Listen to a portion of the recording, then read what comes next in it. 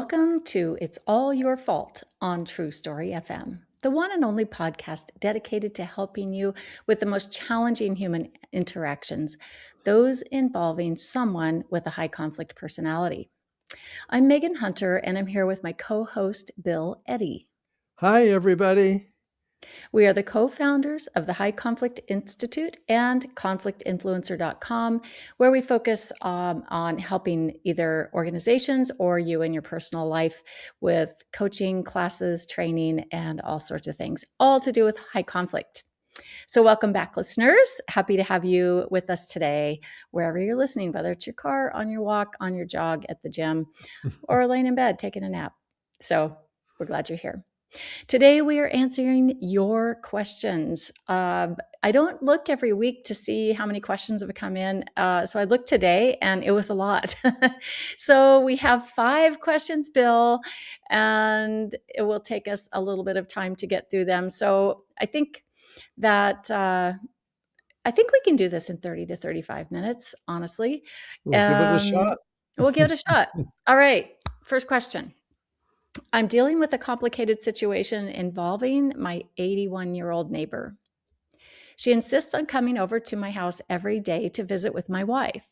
I also took her dog in because she said she didn't have time to care for it. And my wife has a hard time, but now she insists on coming over to visit the dog as well. At this point, it feels like she's taking over our home, and my wife has a hard time saying no to her daily visits. I want to set boundaries and tell her that this is invading our privacy, but I'm afraid that if I do, she'll take the dog back.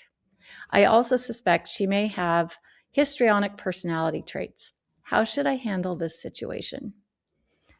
Bill. Okay, well, this is a perfect situation for SLIC Solutions, setting limits and imposing consequences in 2.5 steps. So, first of all, don't try to persuade her that you need to set limits. Is just say something like, we've realized with our schedules that it would be easier if you would come every other day, or something or other. Don't make it personal. Don't make it about her. Especially if she does have histrionic traits, she's going to feel like a pincushion, like any possibly negative feedback hurts. Oh my goodness. So, so you want to be real gentle, but just focus it on schedule. The way our schedule is now, it seems like it'd work better if you come every other day. And of course, we'll keep taking care of the dog, but let's actually agree on a time that works for you. What would be a good time if you came every other day? Okay, so if you do that, Bill, I guess there's 2 ways to handle that. It's either asking them if there's a time that works for her, or Right. stating what time works for you. Is there a wrong answer, or one better than the other? There isn't a wrong answer, but probably it'll make her feel more respected if she has some power over this decision, because she's losing ground, and she'll realize she's losing ground if she doesn't come over every day. And so if you give her a decision related to that, then she may feel less powerless in the Mm, situation and feel more respected. It's like, oh, well, the morning's always best for me. And we say, okay, great, sometime between 10 and 12, because you understand we also need our private times, and we really enjoy seeing you. But I think every other day we'll keep it the most positive, and we'll keep your dog fed, etc. Something like that. The principles are: don't make it personal. Try to make it about something, neutral, like time. And with it, you can say something positive about her. We enjoy when you visit, especially, well, not, I was going to say, especially when it's not every day, but you don't want to put it that way. But something like, if we can have more of a schedule, I think it'll make it easier for us. And you also may want to plan things away from home yourselves, so that, you know, You've got a life, and that way she can work around it rather than taking it over. Mm. Yeah, yeah. It's so hard though if you just want to have peace in your own home, and someone is intruding on that. So I think setting limits is the way to do it. I want to come back to imposing consequences in a Right. but before I do, I have a question about the histrionic traits. So, Mm, questions actually. One is you mentioned it feels like a pincushion, like kind of intolerable to be yeah. told to do something that they don't want to do. So, should we be afraid of that? What concern should we give there? It's important not to be afraid of other people's personality quirks because then you hesitate to set limits and then you do get your life run over. So you have to be ready for the negative consequence that might happen to you, which is she takes her dog and never speaks to you again. You have to you have to kind of be ready for that possibility. A reasonable person wouldn't do that. So if you're walking on eggshells, it's actually probably better to set your limits and impose your consequences if necessary, realizing that some people will be offended and back off more than you intended. But that's part of the price of having your own life and your own space. Mm, So don't don't not do what you need to do because she has a sensitive personality, but you can add something that shows empathy, attention, and respect. Either, we can understand that you care about your dog and appreciate how well you've raised the dog, or we have respect for your time and we realize we need to schedule things a little bit more. So having empathy, attention, and respect can often kind of soften the limit setting. And with a histrionic person, that probably will help. They really like empathy. If you can think of something that shows, we really, let's see, like how you care about your dog, yeah. um, something like Now, that. Bill, if it's, maybe, and not that we're diagnosing or, encouraging anyone to diagnose or label, but if it's someone more along the antisocial or narcissistic, personality spectrum, we aren't going to use empathy so much, and the setting limits might look a little bit stronger. Would you agree? Yes. In other words, we talk about setting limits, imposing consequences in 2.5 steps. And the half step is whether to give that empathy, attention, and respect or not, and really just stay focused on the consequence and being firm. And with narcissistic and antisocial people, they'll often manipulate your empathy. So it may be better just say, no, actually, today's not a good time. And just be firm about that. So let's talk about imposing consequences with this particular neighbor. If the boundary is violated, the limit is violated. So we've agreed on every other day or every third day or something like that, and yet she keeps coming over. Then how do we impose the consequence, and what consequence should be imposed? Well, the consequence would be not answering the door or answering the door and saying, I'm sorry, today's not a good time. We'll see you tomorrow, and then close the door. Don't spend time waiting for her to respond because she'll get her foot in the door. Um, so, more just gently, now's not a good time. So, Okay. tomorrow really would work better. And that way, you're not saying she's doing something wrong. You're making it about time, and that's Okay. more objective and less personal. And it's okay to do that. And I think this is what Absolutely. we I think people forget is that we can't let other people be intrusive in our lives. It is okay to have somewhat of a boundary, have a limit, and impose consequences when we need to, when those boundaries are violated, because this can really consume a great deal of your time, not just in, the neighbor coming over and taking time, but also just being in your head. Right, Like right. really Rent gets in your free. rent free in your head more than anything else, so we don't want it to do that, so we can just set a limit and impose the consequence if we need to. You're not being mean, you're just setting a limit, and that's a gift to yourself, and it's okay to give that gift to yourself. So let's move on to question number 2. Thank you so much for the podcast. I find it incredibly helpful. We're glad you do. I recently listened to your October 9th episode about not responding to hostile messages from a high conflict ex, and I appreciated how simple and clear that advice was. I'm a stepmom in a similar situation. My husband's ex is very high conflict, and because we may need to involve family court in the future, we're carefully documenting all communications. Her messages are frequently hostile and include false accusations about my husband and their child. While we understand that ignoring inflammatory claims is often the most de escalating response, we worry that not responding or correcting the record could be seen by a judge as agreement or admission. How should someone balance de escalation with documentation when preparing for a possible family court case? That's the first question, then there'll be a second. Yeah, so this is an opportunity for a BIFF response. Brief, informative, friendly, and firm. And when you're not sure whether to respond or not, sometimes a BIFF response is best because you're not just letting it seem like it hangs there and someone else thinks, gee, you're being insensitive.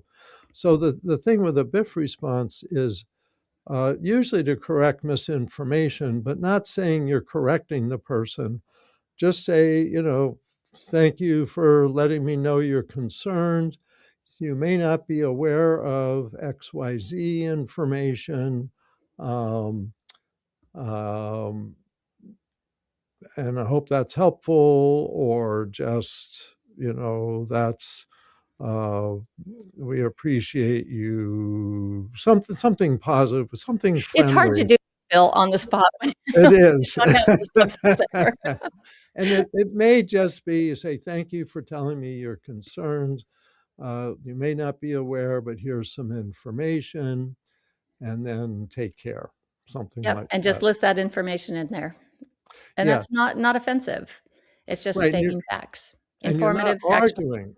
You're not arguing with what she said, but yet you're correcting it by saying, here's some information that does make it more accurate. Like a quick example I like is when someone says, you were making so much noise yesterday, it was really distracting. And that you write back, thanks for letting me know about your concern. You may not be aware that I was out of town yesterday, so it would not have been me. Take care, something like that. So you're not arguing with them, but you're just informing them of factual Yeah. information. Brief, informative, friendly, and firm. No advice, no admonishments, no apologies. So we do have a BIFF series of books. And so for this one, BIFF for co-parent communication would be helpful. And we'll put that link in the show notes. Also, I should have said on question 1, we'll put your newest book, Bill, SLIC Solutions for Conflict, in the show notes as well. So now let's move on to question 3. We're actually doing really well, Bill, honestly, getting through these. It's good that we have books because these issues actually have come up before. And so we can refer people to, and each of those books has about 30 examples of applying a SLIC solution or a BIFF response. Yeah. And I like to think of these as hacks, right? Yeah, Instead of perseverating and just, really spinning about what to do, it's very simple. What should I do? Set a limit or send a response, a BIF response. It really simplifies these very complicated, seemingly complex situations. All right, moving on to question 3. This is a workplace related question. How do you work with a coworker who ignores you and clearly doesn't want to engage, even though you're expected to function as a team? I'm leaving an abusive relationship where the silent treatment was common, and this is in this person's personal life. And this dynamic feels very similar. I've tried neutral connection and offering help, but I'm consistently met with silence or rejection. When I raised concerns with my supervisor, I was told to just endure it. A later meeting with management and HR left me feeling I had to defend myself against petty complaints. After 21 years with this company, the situation has created significant anxiety and made me dread going to work. What steps would you recommend, and how can I better protect my emotional well-being while navigating this? Well, I would start with perhaps making a list of options you have, because the reality is this does happen. Sounds like you've made some efforts to address the situation. And so if you make a list, you write down all your possible options. One is to once again try to suggest to the person, I can be helpful, or let me know if you have things I can assist with, or whatever. So one would be deal with the person directly and just be, persistent a little bit more about that. That's one option. Another is start looking for other jobs. One thing that we've found, and there's research by the Workplace Bullying Institute on, when you can't stop a bully, it may be mentally healthy just to get out of there. Now, this doesn't sound like the ordinary bully who's harassing you, but sometimes the passive aggressive and silent approach uh, has some of the same effect. It's disregarding your existence and being disrespectful. Most people wouldn't do that. Another thing, look right in your list. Maybe there's a different job in your organization where you can get out from under this situation, but maybe it's a good company or agency to work for. And also write down a couple things about how you don't deserve this and you're a good person and a hard worker. Giving yourself encouraging statements often can help cope. Maybe you have a calendar. If you've been there 21 years, I've consulted with people that have a year to go before retirement and they get an awful new manager. And sometimes just getting a calendar and crossing off the days, say, okay, now it's only 86 days. So I can visually see there's hope in sight. Maybe put a an island in the Caribbean on your wall with those dates that you're checking off. So don't get locked into a hopelessness sense. There's always choices, always options. They may not be really great, but you're not trapped, and it's not your fault. It sounds like you've made a lot of effort, and some people are just non-communicative. Yeah, and I think if the option is to stay rather than look for a new job, which some people do look for new jobs, you can also hope that that person gets transferred or finds a new job elsewhere. But I think if you have to stay in this, I think that's the real struggle that people face. Is how to deal with that on a daily basis and not have that dread going to work. And I think it involves some self work, understanding really who you are, and that other people can't, I'm not going to allow them to impact my day and take up space in my head. And if they don't want to talk to me, that's up to them. But I have other relationships in this office, in this building, in our team, and just work on strengthening those relationships Mm-hmm. and maintaining those. And I think that can be really helpful.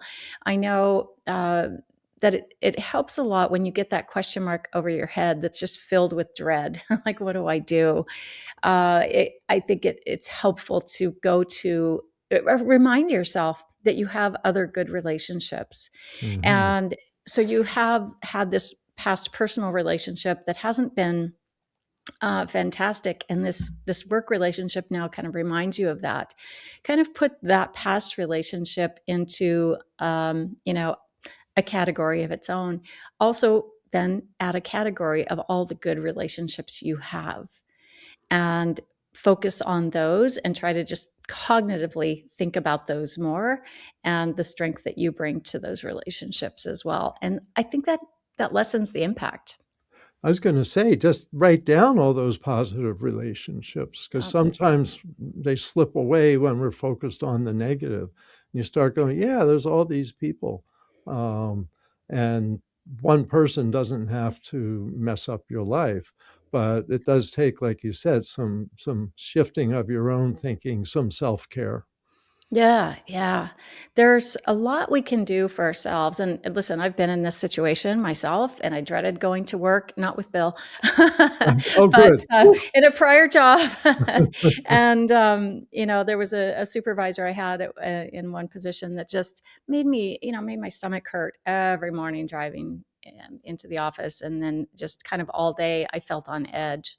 And I wish I would have known then what I know now. And it's really about being more centered and self-aware and understanding that you can't let someone else just intrude in your brain that way. You do have some choices there. I also understand it's difficult. Mhm. So, but yeah, protect your emotional well-being while you navigate it. I've worked with some companies, people in companies who have I think of one where some teachers would come into the teachers lounge and they were just frozen out by one or two of the others who seemed to have a lot of power. um, but I think ultimately what they tried to do was focus on those other relationships, focus on their job, and their dread level went down. So I think that's hopefully inspiring and motivating and encouraging to you. Just go and be empowered. Do your job. Focus on your job. By the way, this morning I was looking at our website's top organic landing page entries, and which basically means what are people looking at when they come to our website? What are they looking for? And again, for 18 years now, the top five are, how to manage a very difficult or narcissistic boss. So Yep. it hasn't changed in 18 years. All right, so let's move on to question 4, Bill. How do you decipher between normal high conflict, co-parenting, and harassment to the extent where you might need a harassment restraining order? How do you decide when you need to do that? I think Uh, so, yeah. I would frankly say talk to a lawyer in your county and find out. Because one thing people need to know is you don't automatically get a restraining order if you ask for it, that the judges are supposed to consider has there recently been harassing behavior or even violent behavior or threat of that? Is that likely to occur? Now, it also, if you talk to a lawyer, you'll find out what your state's requirements are. For example, I'm a California lawyer, and in California, you can actually get a restraining order for coercive control, even if there hasn't been any relationship violence. Coercive control, like blocking you from friendships, from family, uh, taking away your phone, hiding financial information, um, being real controlling. One guy made his wife weigh herself like 3 or 4 times a day so he could see whether she was gaining weight or not. I mean, that's coercive control. Oh, man. And she got a restraining order against him. But see what your state says. In California, disturbing the peace of the other partner can be considered a basis for a restraining order. But again, judges don't always approve them. You have to make a case and explain it, get your information together. So that's why I recommend consult with a lawyer for half an hour or an hour to find out what the rules are where you are. And there's also a lot of domestic violence organizations that probably have this information either on their websites, or if you just ring them up in your local area, you could probably get some information as well if a lawyer is out of reach financially. Um, Yeah, let me add. So there's domestic violence clinics in some courts where you specifically can get someone give you information and sometimes even help you prepare forms for that. So you're right. There may be low cost or no cost alternatives. Especially in the larger jurisdictions. In smaller areas like rural areas, those resources might be a little harder to find, but everyone has a phone now. So just do a little bit of a deep dive and find out what's happening in your jurisdiction. And Um, we should put in the show notes the domestic violence website and also the hotline phone yeah, number. we'll put those at least for the U.S. And so if you're not, I know we have a lot of listeners that are not in the U.S. So look, you can look those up in your countries as well. So let's move on to question 5. You don't typically name diagnoses like borderline personality disorder, but many of the high conflict traits you describe sound similar. I'm in my 70s and living with my adult daughter who shows intense hostility, black and white thinking, paranoia, and an inability to tolerate disagreement. She's been living with me for 2 years after being evicted, says she can't work due to physical complaints, moves very slowly toward medical care, and refuses mental health help. Her verbal outbursts and lack of progress are taking a serious emotional toll on me, but I'm afraid that forcing her to leave would put her on the street. I've tried clear statements and SLIC Solutions, which helped minimally, but nothing leads to meaningful change. Are there limits to how effective these techniques can be in situations like this? Well, yes. I mean, everything has its limits, so it's good you've tried these things. Um, with SLIC Solutions, setting limits and imposing consequences, um, it may just be you need to have bigger consequences, and you may just need to be prepared that she'll go live on the street for a few days. I've worked with parents of young adults, and nowadays young adults could range up into their 40s or 50s, like this situation. And that it's because they get away with this stuff that they keep pushing. And so part of setting limits is saying, I can no longer handle this. I'm, what was it, 71, and I need to focus on my own health and well being. And therefore, you need to look for some other housing starting at the end of the month, something like that. And give an ear statement. This is where people with borderline personality often really appreciate something that shows that you have some empathy for them, and say, this is very hard for me to do, but I really need to do it for my own well-being.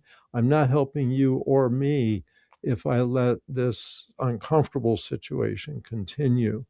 Um, and so by the end of the month, that gives you 2 or 3 weeks to look for other options. Now, when you set limits like that, you have to be prepared for them to push back. And they're going to either burst into tears. If they have borderline traits, they may burst into a rage. You're an awful person. How can you do this? So you have to prepare yourself for that possibility. And when that stuff happens, and say, I can understand it's upsetting and it still needs to be done. You'll still need to move at the end of the month, something like that. So it really is kind of going back into the setting limits and imposing consequences with some empathy, attention, and respect. Let me just add something. So, borderline personality disorder is one of the 5 common high conflict personality disorders. And there's an overlap. Maybe 50% of people with high conflict personalities also have a personality disorder. And this is one of the most stressful because they attack the people they're closest to, people that care for them and love them. And so understanding this high conflict behavior and borderline behavior. Um, she may or may not have that, but this is characteristic of that. In either case, don't focus on that when you communicate with her. Just focus on what you need and what you have to do. And I think importantly, Bill, you mentioned that this is likely to, cause an emotional reaction. It almost always will. There's not going to be a lot of logic and seeing mom's point of view on this. So we have to expect that, and and be prepared for emotional bargaining, manipulation that's going to start happening, and just trying to make you feel guilty. You don't love me. Why are you being so mean to me? How dare you? I'm going to tell everybody how bad you are. I mean, you can just expect these things. So I think when you set the expectation, it's a little easier to deal with when it happens.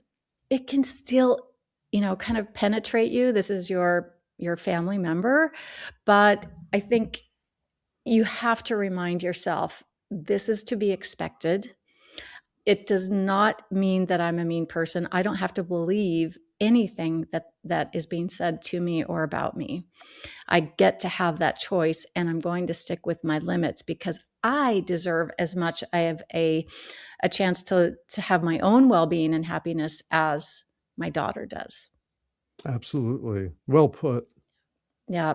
I think people forget. I think we, just as humans, we forget sometimes, especially when it's family, and we care about them, and we feel like we're putting someone out on the street.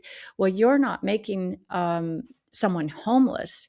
You're letting and allowing that person an opportunity to make a choice. It is an opportunity to get better. And if they don't make that choice, they are making the choice to do something different. And you don't know what that different is. There may come threats of, you're making me homeless. I'm going to be living on the street. I'm going to be on Skid Row. I'll be starving. Well, you have an opportunity to make a different choice here, whatever that choice may be. You might even get some resources that you can give Mm, her when you're saying this is here's someone that can help with counseling, someone that can help with housing or food or whatever. And then when she says, well, I'll be on the street, you can say, well, that would be your choice, not mine. And you have other options. So point out to her it's her choice, not yours. That's the thing is they're yeah. going to push back and try to hold you responsible for their bad decisions. Yeah. And yeah, people just don't get to dictate your life. It's okay. I have another Coworkers. thought while you're Yep. thinking, and Okay, that go ahead. is another option might be let's meet with a counselor together and let's talk about, this transition and any questions and processing this so that, so you actually give some options. If you're real concerned about this, let's meet with a counselor together. Or you can say, I'm real confident. I mean, or I'm real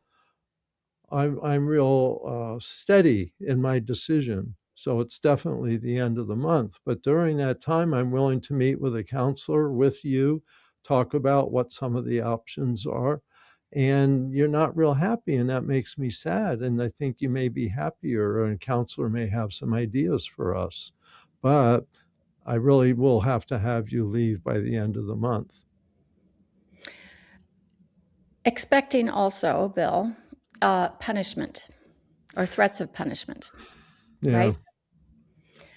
I think that kind of can be troublesome when you know that someone might, this person might try to smear your reputation or turn other family members against you, but you have to hold steady.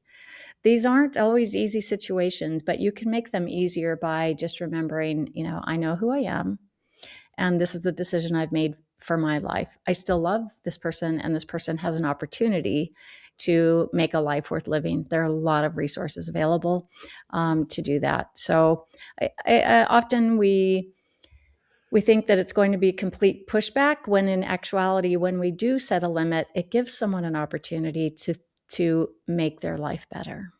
Hmm. Yeah.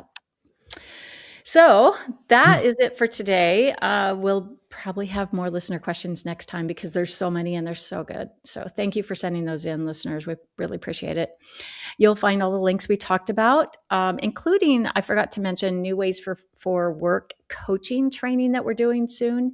That would be, I think, pretty helpful for those in the workplace, because we did have an HR question today that was kind of HR related. So we'll put the links for highconflictinstitute.com for professional training and consultation and other programs, and conflictinfluencer.com for personal life questions. We also have a community that we've been doing at Conflict Influencer that I think is really a helpful and supportive place for people going through really difficult situations like this. We meet on Monday nights. So keep learning and practicing skills, be kind to yourself and others, while we all try to keep the conflict small and find the missing piece.